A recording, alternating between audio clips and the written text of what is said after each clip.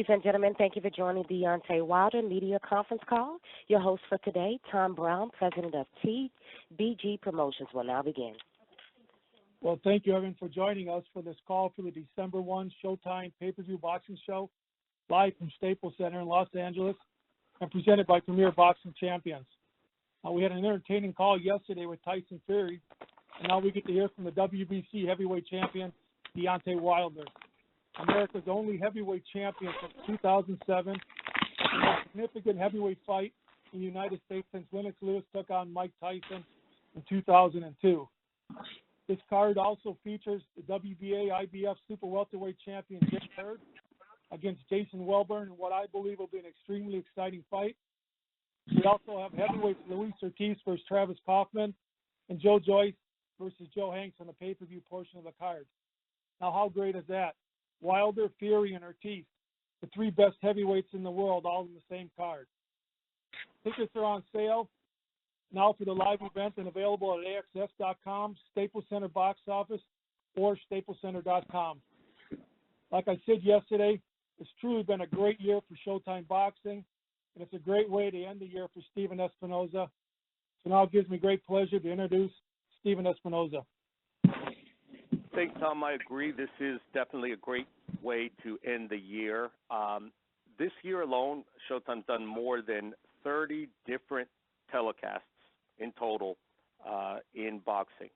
That includes more than 26 World Championship fights, 3 of which will be heavyweight world championships. The heavyweight division is back in focus. It's back in popularity, and I think a good portion of that is due to the efforts of Showtime. This will be the 13th heavyweight title fight presented by Showtime in just the last 4 years. Of course, many of those have featured Deontay Wilder.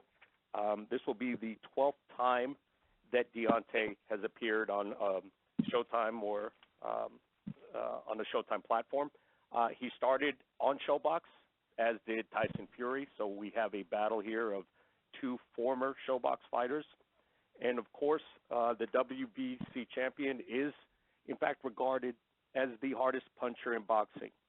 By now, you all know the figures: 40 professional fights, 39 KOs, KO'd every opponent he's faced. And he has a challenge in store on December 1st, a unique challenge, a set of skills and a set of physical attributes in Tyson Fury that present a challenge unlike anyone else in the division. It's a fascinating matchup of boxing styles, 2 big personalities, 2 charismatic champions, and we're very proud to be ending our year on such a high note. Tom? Thank you very much, Stephen. Just a quick reminder of fight week events leading up to the fight. The main event press conference is on Wednesday. The undercard press conference will be on Thursday, and we have a public weigh-in on Friday. Now it's my great pleasure to introduce the leader of the Bomb Squad. Yes? Yeah, Tom, sorry to interrupt. You remind me something I omitted there. I wanted to remind everybody about the premiere of All Access this Saturday at 10 p.m. There's also a special airing of All Access Friday night, tomorrow night, immediately following the Showbox, which are on Ennis. Showbox starts at 9:30, so figure a couple hours after that, maybe the card will be over. If you don't catch it Friday night, Saturday night on Showtime, 10 p.m. Thanks, Stephen. Now, like I said, it gives me great pleasure to introduce the leader of the Bomb Squad, the WBC heavyweight champion of the world, Deontay Wilder. Hey, how you guys doing? I'm excited. I'm excited for December 1st. It's been a long time coming.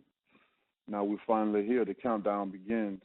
You know, so one thing about getting into camp, having great sparring partners to come and give you a visual of your opponent, and you break your body down through strict training and gym work, and then it's come that point of time where you feel like all that hasn't gone in vain. The time is here. The time is now. And that's how I'm feeling. I feel great. I feel wonderful. This has been an amazing camp for me. The guys that we have chosen to come into this camp has given me great looks. You know, I'm definitely over prepared for this fight. You know, when I get into camps, I'm already in shape when I go, and most people know that about me. So when it's time, I'm ready. With this fight, it means everything to me. This is my time to shine. This is my come out party. Somewhere I supposed to have been a long time ago, due to different difficulties and different things up in the sport and in my life, allowed me not to have such things. But we can't talk about the past because it's now. This is the future. This is the present. And I can't wait. It's going to be an amazing fight while it lasts. You know what I do, so you know what I come to do. Those that have been waiting on to see a body on the canvas to get knocked out, and if this is their first fight, they're in for a treat. They'll definitely be back to see another one again. Heavyweight boxing is so exciting at this point in time. It's on fire, and I'm just so excited to be a part of the movement, and I'm be a part of this heavyweight division and be at the top of the podium as one of the kings of the division.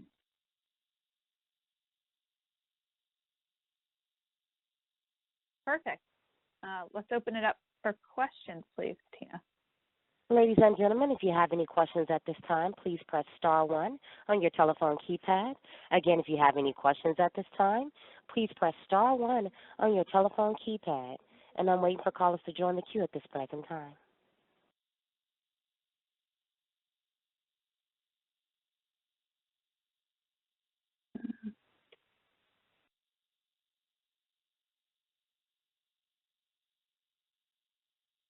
Our first question is going to come from George Willis from New York Post. Please go ahead. Gentlemen, how you guys doing? Hope all is well. Deontay, Tyson's such an unorthodox fighter. How do you get your sparring partners to mimic him? Well, when you get sparring partners to come in and try to mimic another fighter, you can only ask them to do the best that they could do. You'll never find no one that's 100% like that person, because that's just the thing about it. We hear it all the time, styles make fights. So that's just the thing about it. Everyone has their own style, and then now you're trying to ask someone to go out of their character and get into someone else's. The thing about my guys, they've done a wonderful job with what they had, with what they could do. And some of them have been in there with Fury before, so they know exactly everything about him, what he's capable of, and how he moves. So with that being said, we did the best we can do. I'm very, very, very, very satisfied with the guys that I had in and the looks that they have given me. I have no doubts in my mind that I'm going to be ready. Mm-hmm. Well, let's flip that. Is there any way that he can bring anybody into his camp that can mimic you? No one that he could bring in the camp that can have a reflection of me. They can have tall guys. You can have guys that's strong. You can have a guy that's fast. You can have a guy that can have a great jab, but it'll never be a full complete of Deontay Wilder ever. In that case, out of 40 fights, a lot of these guys would have had a guy to come in and be able to do that and be successful with him. And the word would have gotten out, and that guy would have been a main guy for every guy that I fight, because they would have seen him and they would have heard about him being able to mimic me so well.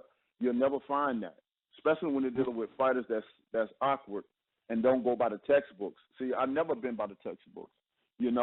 My style is what it is, and I love my style. Until somebody can come and give me a challenge and beat it, my style will always remain the same, because nobody can understand it. No one can figure me out. And that's what it's all about. Right. I know you can't get too caught up in stuff, but what does it mean to you to finally get this kind of big heavyweight fight in America? I mean, this is it's been a while since we've had one over here like this. Yeah, it means everything to me. It, like I said before, allows me to feel like my hard work that I put in for so many years, haven't gone in vain. I've worked my ass off to get to this very point in my life, and now I'm here. Like I said, I'm not going to cry with spoiled milk. What in the past, I'm only going to celebrate and be happy and reflect off of my energy in a positive way of what's going on with me right now. That's all I can focus about, what's right now. And right now It's the biggest fight in the world in the heavyweight division, and we're going to LA to do this thing and bring out all the stars. So I cannot wait. You know, this is my moment. This is my opportunity, and I don't care what man that I may face come December the 1st. If it wasn't Tyson Fury, it can be anyone. No one is going to beat me on this special occasion, on this special day. I don't care who it is.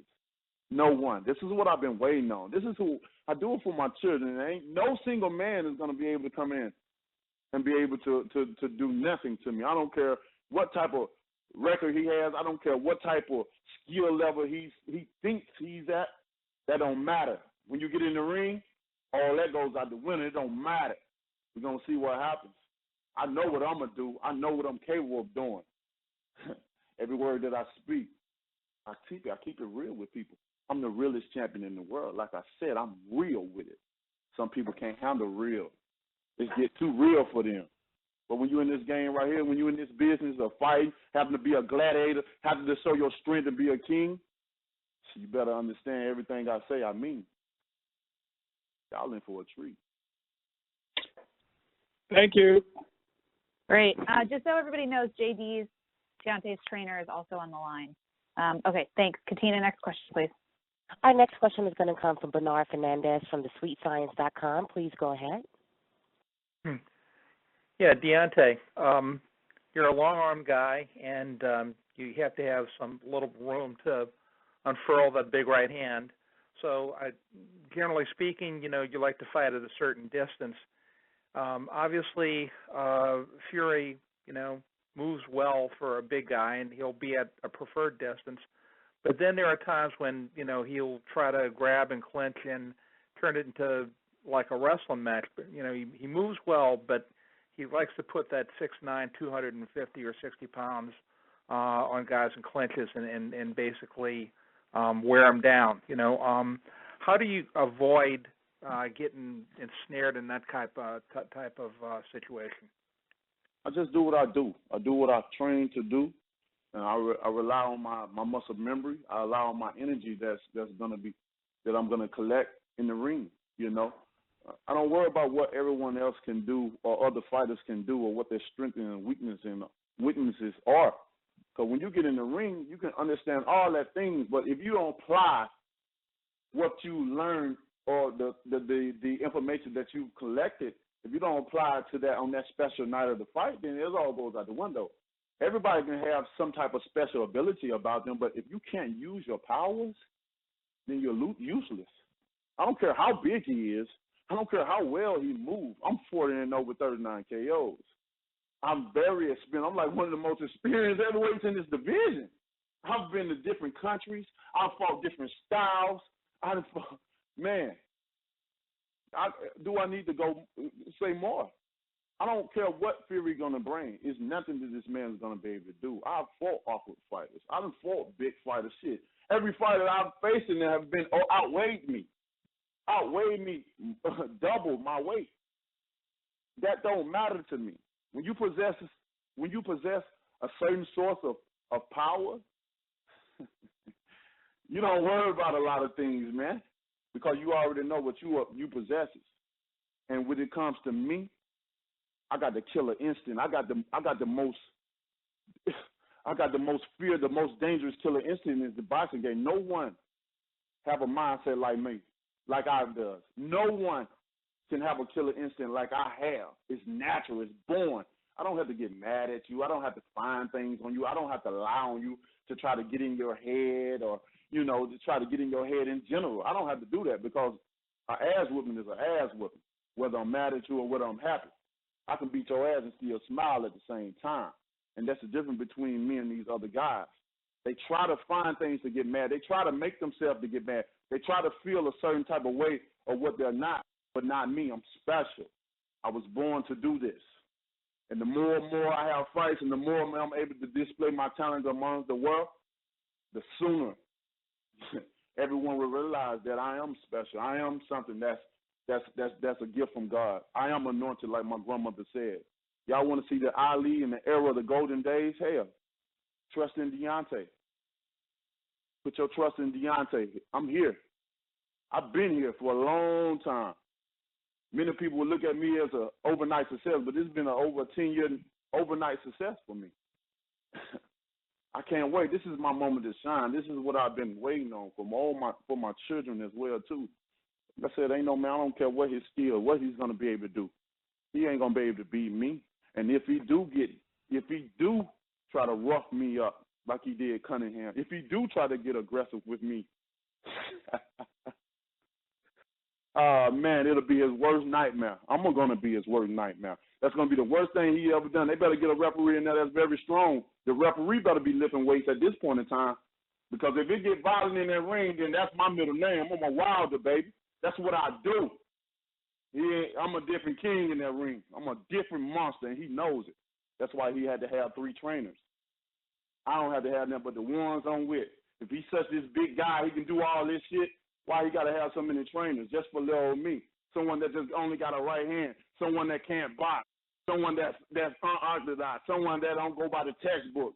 So, all these things that people say, but why all these fighters have to have so many resources? Why they have to have so many different things about themselves just to fight little old me from Alabama? Come on now. I can't wait. But he better be careful in the ring when it comes with that rough and stuff, because that's what I do. I can play that game too, baby. You don't want to see me in that type of mindset in the ring. It'll be dangerous. He come with that WWE shit he want to. It's gonna be the worst thing he's ever done in his life, and I promise you that. Let me just one other question, and this is for Tom or Jay or whatever, and that is, I was a little curious about how this fight wound up in Los Angeles, because obviously Deontay has appeared several times in Brooklyn, done very well there. He's like the franchise in Alabama. I understand why he wouldn't be there, because that's the day of the SEC championship game between Alabama and Georgia, and I guess not good to bump us against that. But how did this fight wind up in Los Angeles? Because it seems not the normal place where you'd expect to have a Deontay Wilder title fight of this magnitude. Well, I've been all around the world. I've definitely displayed my talent in New York multiples of times, which I love New York. They love me back. I've done it once in Vegas and multiples of other cities. But with this situation, with this fight, LA came aboard, the Staples Center came aboard, and they made sure everything was done. They got things done, and we looked at a fresh start for boxing. We talking about bringing the heavyweight division back. We talking about bringing boxing back. Well, if we're gonna do that, we can't be content with one place, with one location, one state. If we're gonna show the world what boxing is and how exciting the heavyweight division is, we must spread the love, baby. We gotta spread the love so people can see. And then what place to better go if it's not New York, it's not Vegas? Let's go to the second capital the second media capital of the world, where all the stars are at. Hey, we're gonna have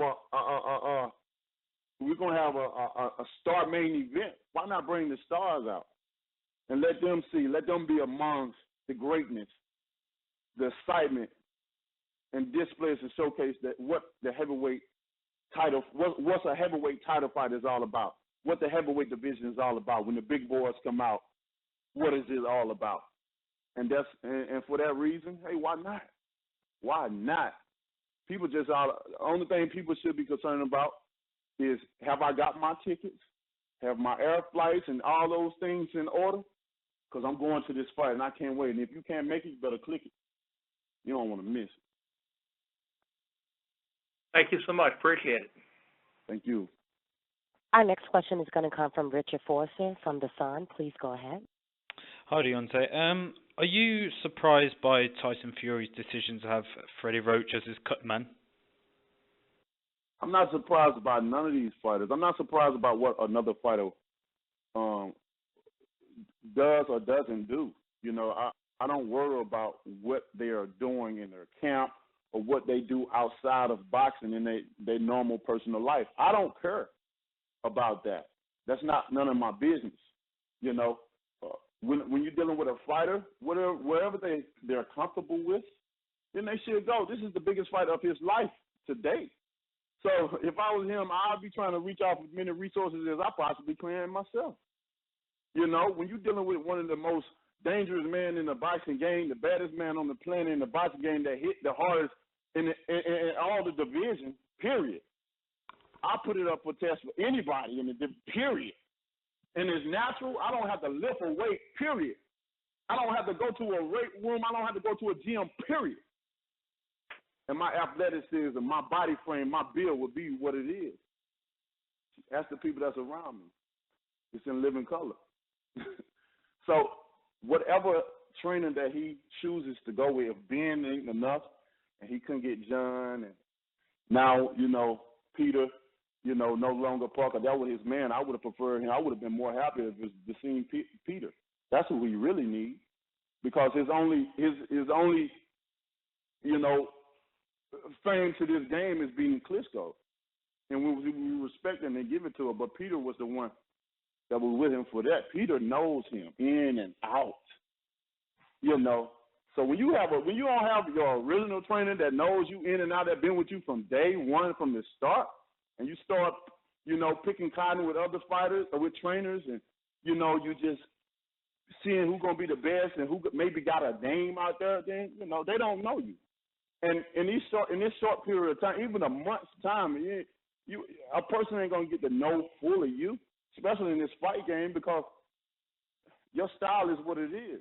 It was created and tamed by someone else, another trainer. So when you start getting multiples of training, for me, that seemed nervous. That seemed a bit of nervous behavior for me. Switching up, now you up in Big Bear. You couldn't even take Big Bear. You had to come back down because that was too much for you.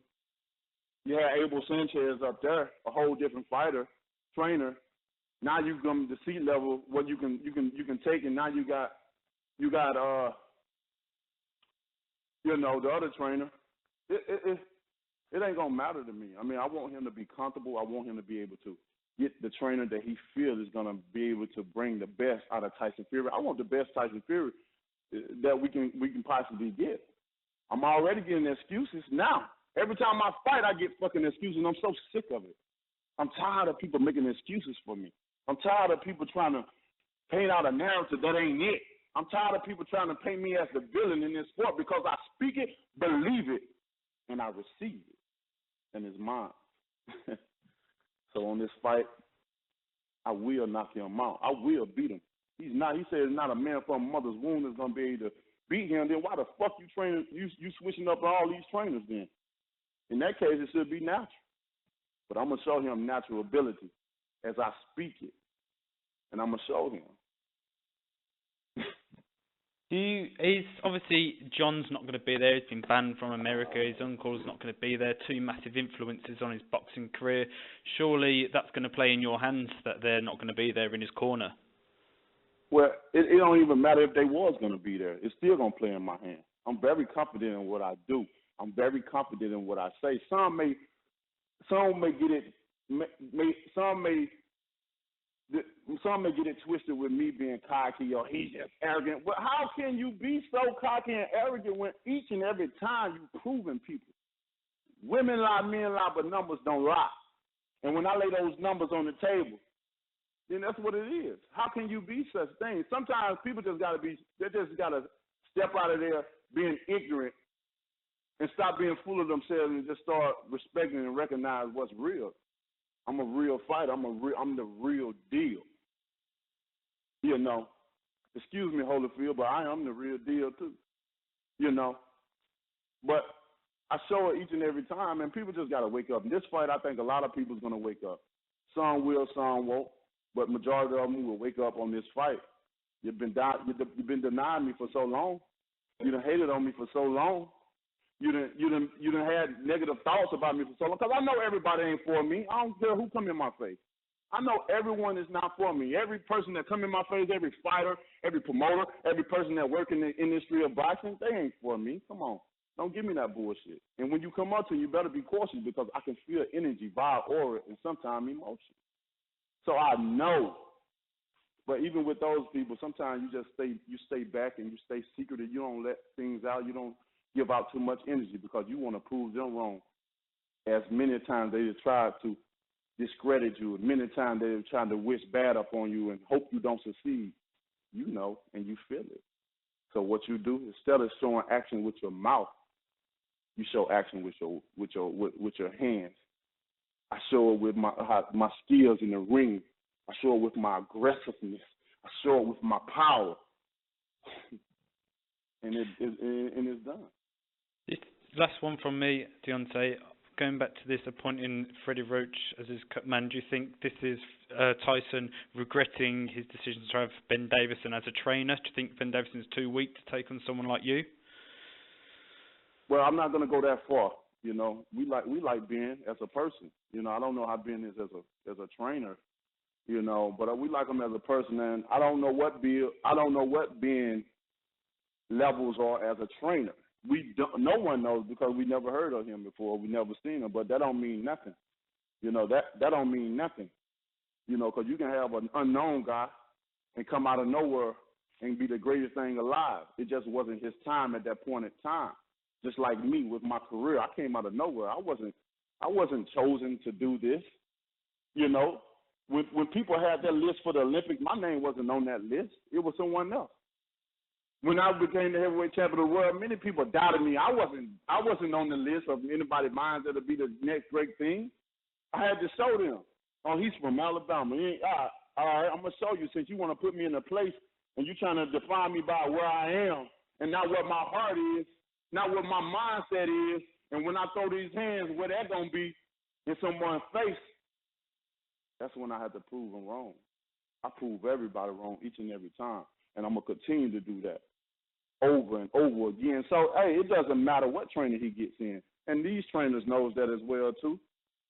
They can't fight for him. They can give him instructions. They can coach him. They can critique him on certain things. They can even motivate him. And if he needs a little inspiration, they can do that as well, too. But it's only one man. He only one man that's going to be in that ring. It ain't no team thing when you get in that ring. It's going to be me and him. Everything he's been taught and learned, it may go out the window because I'm a different possession of power. I'm a different possession of athleticism, movement. I'm agile, mobile. I'm hostile. I got a heart of a lion. I say I'm a king, and I really mean every word that I say until somebody proves me wrong. Until then, everyone have a nice day. You have a nice day. Thanks very much for your time. Thank you. Our next question is going to come from Carlos Toro from Fightful. Please go ahead. Hi, Deontay. First of all, thanks so much for taking time to talk to us, the media. My first question is, in your opinion, do you think that the winner of this fight can call himself the best heavyweight in the world, or will the winner have to face Anthony Joshua before sort of making that claim? In my true, honest opinion, I feel whoever wins this can call themselves the best heavyweight champion in the world. Let's face it, we don't have to keep going over this over and over again about and Anthony Joshua. They had their opportunity. They had their chance. They had their chance to prove and see, was he the goods or was he spoiled milk? They didn't want to accept that challenge because they already know what I possess. They know my mindset and what I'm able to do. And they know that he's not on that level. Of course, he didn't beat the guys that they didn't put in front of him and tried to hype the media up like things was going so big and what it really were. You wonder why the network or whenever they fight, the numbers is not public knowledge. Because then you can just make up fucking numbers and people can believe whatever. You heard what they did? Yeah, show us the real proof. I want to see the fucking numbers. But over here, we got to show you the numbers. We show you what we do. Although there's still things around certain ways, but shit, it's public knowledge. We know for facts what goes on. We don't have to disguise. We don't have to manipulate. We don't have to contradict. We don't have to lie to people about what's going on because I am the real deal. And I like it that way. I don't want nobody to be lying on me like I done something that I ain't done or I made numbers that wasn't there. Come on, let's do the numbers. Let's add it up together. America is totally different from where he's from. Totally, day and night. So he had his opportunity. As far as I'm concerned, this right here would tell the world in the heavyweight division who's the best of the best because I don't feel Joshua can beat me, nor can beat Fury, nor the second best heavyweight in the world, Ortiz. I personally, I got a strong opinion and a strong feeling about it. I don't feel that would have happened. He had two opportunities to prove to the world, not only just his country, but to the world that he's the best. Not only with me, but with Luis Ortiz. You know, we already know this story, how they collected had that man over there fighting for nothing, like he was a clown, entertaining the people, promising him all types of shit. And then, one thing I hate is unfulfilled promises. Because I come from the era of unfulfilled promises, when people promise you things and it don't come to pass, and you just sitting there waiting. You like, when it don't happen, you're like, wait, hold on, wait. You said, but it don't happen. That's what they did with Ortiz.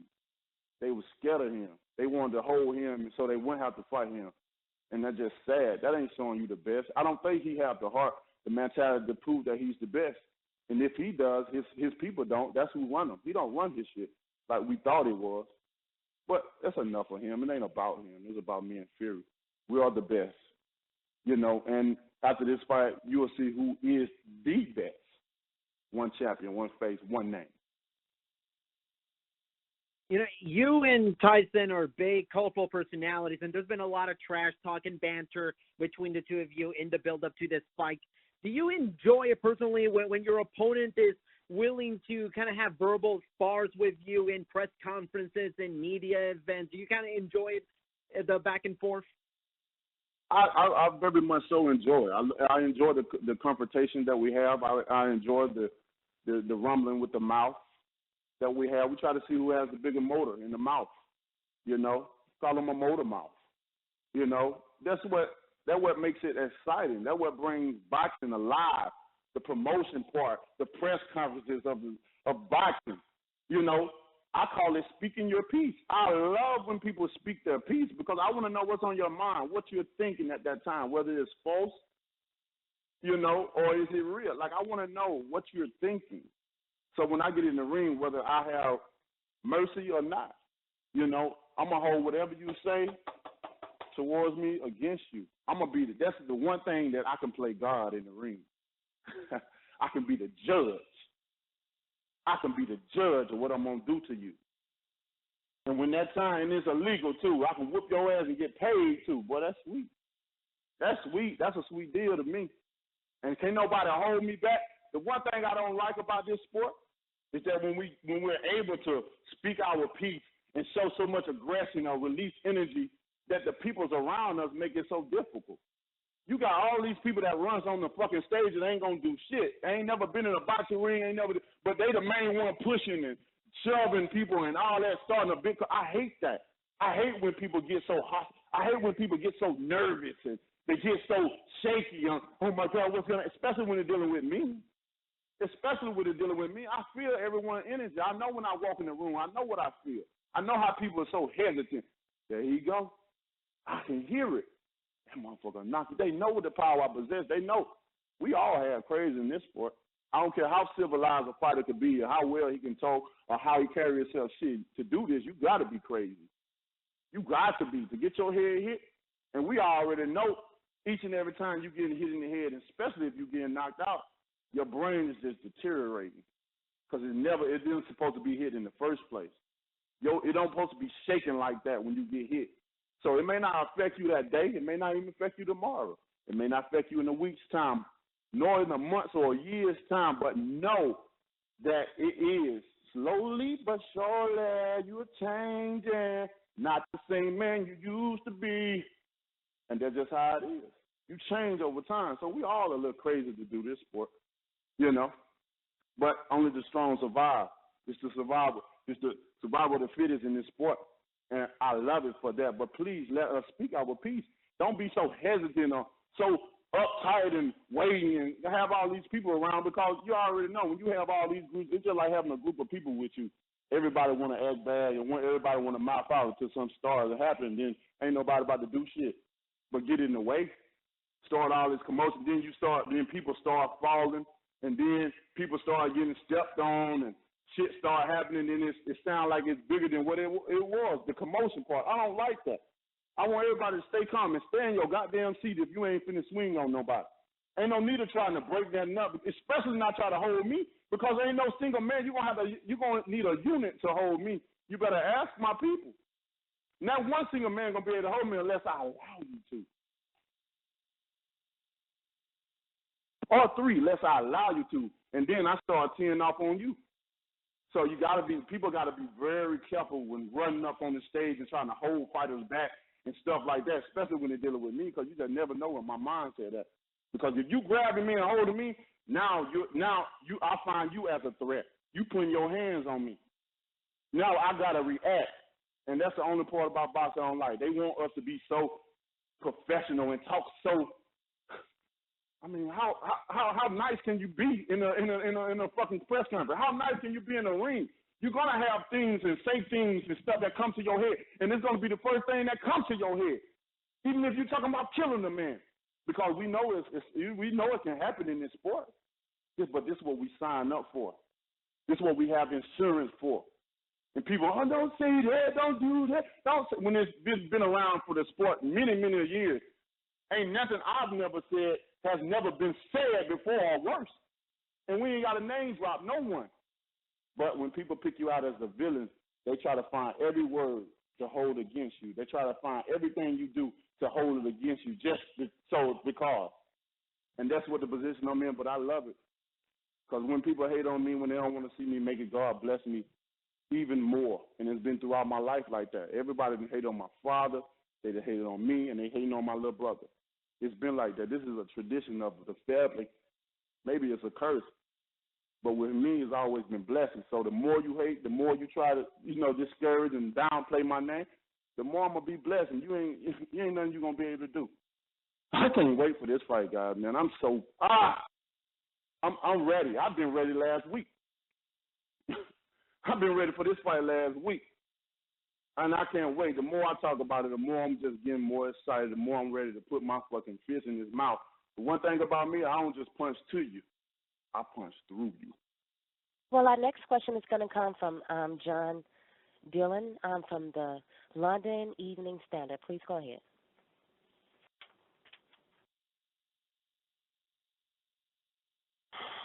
John Dillon from the London Evening Standard. Please go ahead. Don't be nervous, John.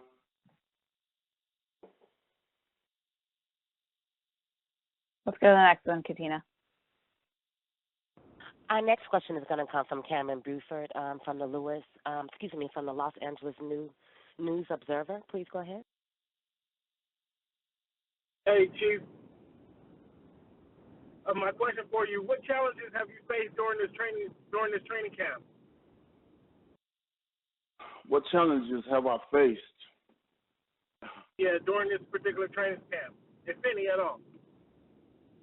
I mean, to be honest, maybe my trainer can answer that one. That's probably a question for my trainer, because how I feel and how I see myself in the ring, or whether I'm training, hitting the mitts or hitting the speed bag or whatever I'm doing, I'm going to only get the perspective of what I see. But that's why you have trainers. They can see things that you can't see. So what I feel great. I feel like it's been old fun. I'm in a happy place. This is the most happiest I've been in my life. And that was, that's because of my family, such great, beautiful people that I surround myself by each and every day, man. It's been amazing for me. I got amazing people around me, and I'm glad I got day ones that been here for me. So when my name rises and people know, I ain't worrying about trying to meet the wrong people. I ain't worrying about who really got my best interest in heart, because I already got that from the start. I got the love around me right now and the protection. So while we in this position now, we ain't worried about nobody trying to come and steal the shine or come in now. Now you had your time to come in for me. Now it's a whole different thing now, baby. If you wasn't with me before, so don't try to come in on me now. I got love around me. I got peace and I got protection. So that probably be a question for my trainer. He may see something different that I had to overcome or something like that. But, man, to be honest, it's just been all happiness and positive energy in my camp, man. I can't really tell you that answer. Well, that's great. Well, that's great to hear. That's great to hear, sir. So you mentioned that you're ready. You have been ready for this fight since last week. How are you corralling these emotions? How are you keeping them tight, and so you don't peak or blow off this team until the fight comes? Well, we've been doing lesser things. Less sparring. My hours in training has been cut down. Getting closer to the fight. And that's what it is, because we started out, getting it. We started out at a slow pace. Then we came into the middle where we're starting to get it. I got to get it today. The guys will be waiting on me when I get finished from this interview. They'll be ready for me. They'll be lock and load. My guys, when I get there, they already ready. They're warmed up and ready. They're just waiting on me to warm up and ready, and they give me their best look possible. So, with that being said, me being so ahead of schedule and stuff, we just have to slow things down. We know what we're doing. We've been doing this 40 fights. I've been having 40 solid camps, which my last fight been the worst camp I've ever had in my life. But, then you go through things to learn from them. You go through things to understand. You may not understand why you went through a certain thing at that appropriate moment in time. But when you keep living, you'll realize, like, man, I'm glad I went through that. I know what I'm capable of doing, even if I had to go through a short-term camp. I went 3 weeks. That's all I was able to prepare for when I fought Ortiz.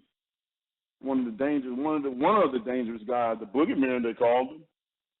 3 weeks. It was horrible. A horrible 3 weeks too. But I knew after that, I know what I'm capable of doing.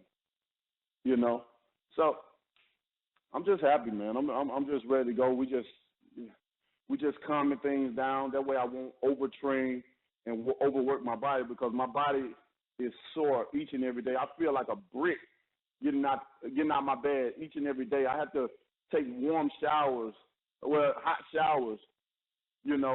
showers every day to warm my body up, drink hot tea to warm my body up, because my body I've been breaking it down. And these are the things that people don't see. They work and pay their money to see fighters fight, but they don't see what the fighters go through, man. Y'all don't see what we fucking go through. How we have to sacrifice. How we have to break our body down mentally, physically, and emotionally, because boxing is an emotional sport. You do not understand that, because this is not your lifestyle. You're not in it. This is not a career that you've chosen to do. This is a career that we've chosen to do. So when people say they come and pay their money, they want to see certain fights, of course, I agree with that, but you got to understand what we go through as well, too. It works hand in hand, And with that being said, you must have trainers that know what they're doing. My people don't get no credit at all. No fucking credit at all of being trainers, which that's okay. That's fine, because I don't get no credit as being a great fighter. Because if I wasn't as great as I am, I would have never been a champion, period. I don't care who was it, period. So they don't never get no credit for what they've done, ever. But it's okay. They're content with it. They're fine. They don't want no exposure. They don't want publicity. But you will watch their work in the ring, especially come December the 1st. Okay, so you mentioned you just talked about a lot of the hard work that you put into the training camp and your team that are surround you. How do you keep it loose in the training camp so you guys can just relax? How do you do that, Mr. Wilder? How you keep it loose? Yeah, how do you guys keep it loose in training camp so you just are trying to relax? Because I know there's a lot of tension. I can hear the passion in your voice. I can hear the excitement in your voice. But at the same time, how do you guys keep it loose? I mean, you keep it loose. All you got to do is get you some Grey Goose. That'll keep you loose. Okay.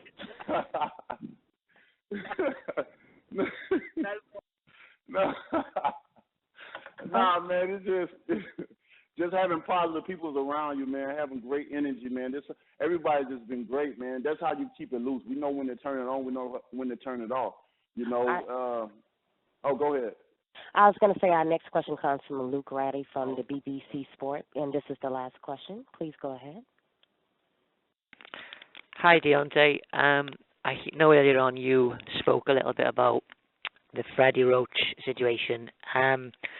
Ricky Hatton will also be in the corner.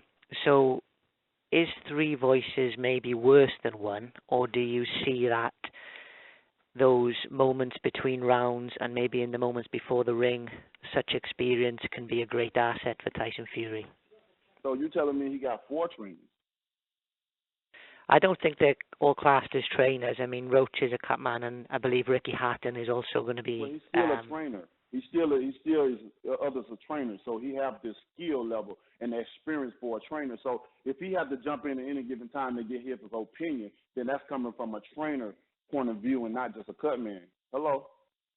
Hi there. Yeah, I'm still here. No, I'm just a man in myself. You feel me? But okay. I mean, do you see that? Do you think that experience that they both bring is of use, or do you think there are too many voices in a sense, which can cloud the clarity a little bit? It definitely. I mean, it can work hand in. It all depends on how Fury takes it in. You know what I mean? It can work for him because 4 brains are better than 1, but it also can play against him because it can be too many chiefs in the village. Okay. You feel me? Because every one of them trainers gonna have ego. All of them got egos now. Every last one of them, except Ben. Ben, he's new. He's just coming aboard this part. This is his first big fight. Training a big fighter and stuff like that. So Ben, although he's the head trainer, he might take some steps back and let these guys that already had, champions or have trained champions come in and get their input on it before, and stuff like that. And all of them got different egos. All of them gonna want to have something, or have said something, whether Fury takes it in or not. So it can be an advantage or it can be a disadvantage. It's all how Tyson Fury takes it in.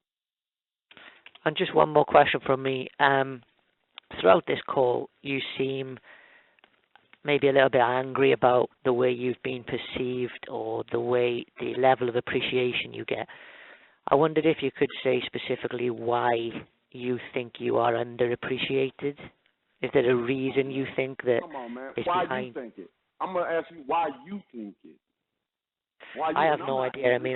Let's get an understanding. I'm not angry because I'm in a place where I'm happy. I'm super happy. I got love, peace, happiness, and great health. Ain't no need of me being angry with no one. But I know everyone sees it. Everyone knows what's going on. Why you think it? Well, you used the phrase earlier on that you think this fight will wake a lot of people up. And it made me think, why haven't they woken up from 40-0? It doesn't make sense. But you may think there's a reason. You may think there's something that they don't appreciate. There's something specific. It's not enough time for me to explain it. I've explained and expressed myself many a times before. You know the reason why. You know it. I don't have. You just want me to say it. That's what it is. People want me to get a reaction, want me to say things. When I've already said it many times before.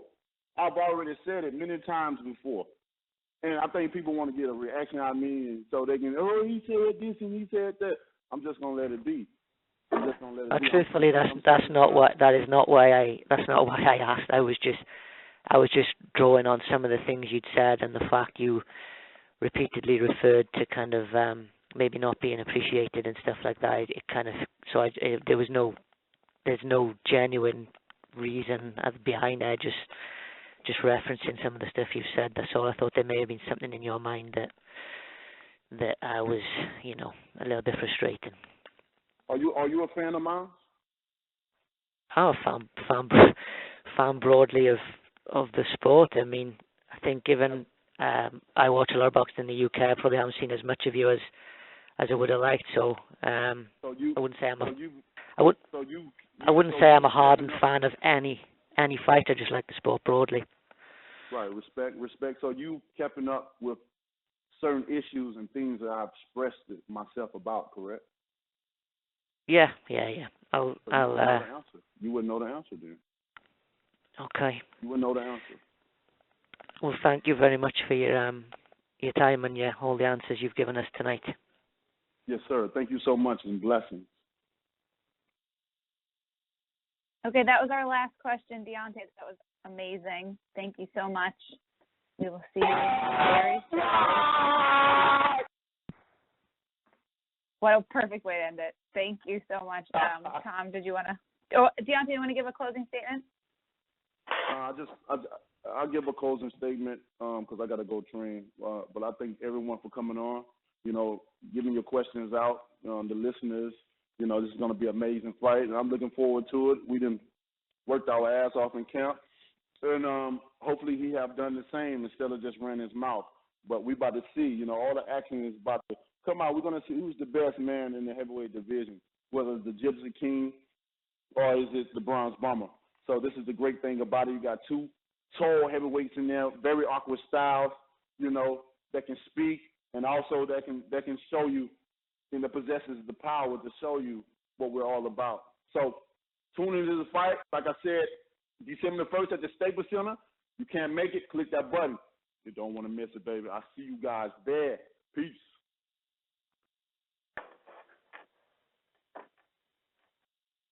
Okay, great. Thank you all so much, and we will see you for Fight Week.